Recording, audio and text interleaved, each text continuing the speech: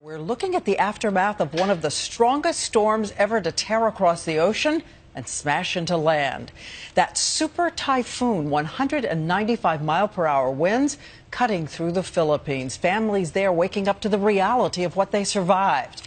So what caused this turbocharged storm? Let's get right to ABC's meteorologist Ginger Z. This is what it feels like inside a super typhoon.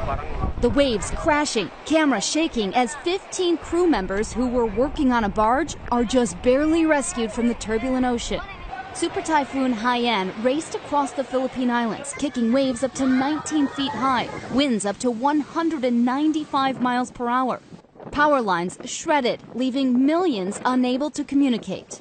And tonight, we dive into the eye of the storm, talking to reporter Val Belita, who has been there right through it all. We also experienced storm surges, so the houses in the coastal areas are also devastated. Those winds so intense, this storm will likely go down as the strongest to make landfall. But how is that wind speed measured?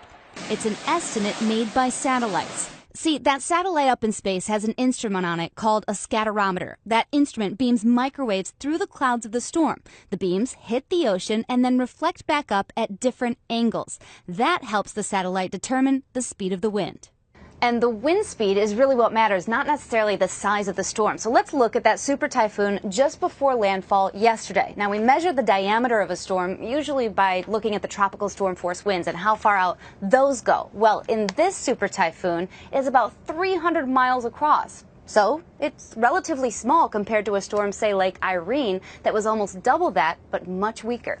Our Gloria Riviera is on the ground. We are at Quiapo Church, and in this predominantly Catholic country, they're calling on the power of prayer. Bishops in every church leading the people in a prayer against impending casualties. Today, that number should become more clear. That prayer still being asked for from around the world as the storm exits the Philippines. Next stop, Vietnam.